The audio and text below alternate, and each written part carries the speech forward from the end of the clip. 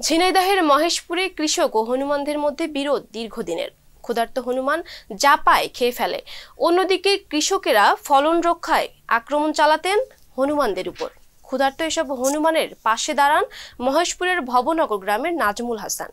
প্রায় 200 হনুমানকে নিজ উদ্যোগে খাবার কিনে খাওয়ান নাজমুল।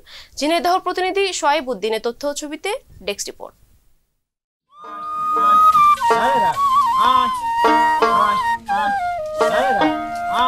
ফসলের ক্ষতি করায় প্রতিনিয়ত স্থানীয়রা পিটিয়ে আহত করতেন এসব কালোমুখ হনুমানকে।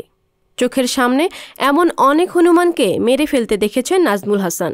পশুর প্রতি ভালোবাসা থেকেই তিনি চান এসব হনুমানদের জন্য কিছু করার। মূলত খাবারের জন্য হনুমানগুলো ফসলের বেশি ক্ষতি করে, তাই হনুমানদের খুঁজে খুঁজে খাবার খাইয়ে বেড়ান ভবনগর গ্রামের নাজমুল হাসান। নিজ উদ্যোগে পকেটের টাকা খরচ করে খাবার কিনে হনুমানদের খাওয়াতেন তিনি।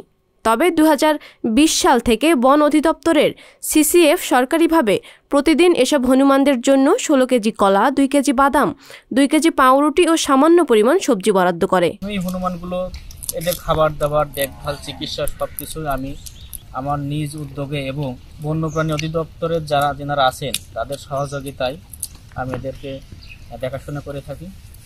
সরকারিভাবে কিছু খাদ্যের বাজেটও এদের হয়েছে সাম্প্রতিক 2 বছর। তো আমাদের এই হনুমানগুলো সংখ্যায় বেশি, সেই সংখ্যার তুলনায় খাবারের পরিমাণটা অনেক কম। তা আমি ঊর্ধ্বতন কর্মকর্তাকে বলতে চাই, খাবারের সংখ্যা যদি একটু বাড়ে তাহলে হনুমানগুলো পেট ভরে খেতে পারবে। আমাদের এখানে আমরা দেখতে পাই প্রায় 200, কখনো বেশি হয়ে যায়। ইন্ডিয়ান হনুমান যখন আসে তখন বেশি হয়ে যায়। হনুমানদের খাবার খাওয়ানোর জন্য অনেকের কটু কথাও শুনতে হয় নাজমুলকে। আবার কখনো কখনো ফসলের ক্ষতি করায় কৃষকের ক্ষতিপূরণও দিতে হয় তাকে। তবে সবকিছুই মাথা পেতে নেন নাজমুল। তবুও দমে যাননি তিনি, সেটার ফলও দেখতে পান গ্রামবাসী। হনুমানগুলো যেন নাজমুলের প্রেমে পড়ে গেছে।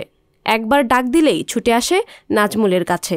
হনুমান আমাদের তাড়াতাড়ি, হাতে কেউ দেখলেই ছুটে আসে গা পানি। মেলা মানুষ থাকলে আর কিছু করে না, যখন আমি একা থাকি সেই বিলি যখন থাকি তখন খুব তাড়া করতে যায় আর দাঁত খেঁচানি দেয়। আমরা যখন একা থাকি তখন আমাদের দাঁত খেঁচানি দেয়, আবার আমাদের হাত ধরতে যায়, হাত ধরে আসে আমাদের দিকে। এরা চাষাবাদ প্রচন্ড ক্ষতি করে, বেগুন খায়, সিম খায়, পেয়ারা বাগান, এগুলো যদি নার্সারি করা হয় এগুলো অত্যাচার অনেকেরা করে। তারপরও মানুষ তেমন যে তাড়াতাড়ি দেয়, কিন্তু তেমন ক্ষতি এখন আর করে না মানুষ। ওদের মুখে কোনো আইল টাকর বলে কিছু নেই, সবকিছু খায় ওরা।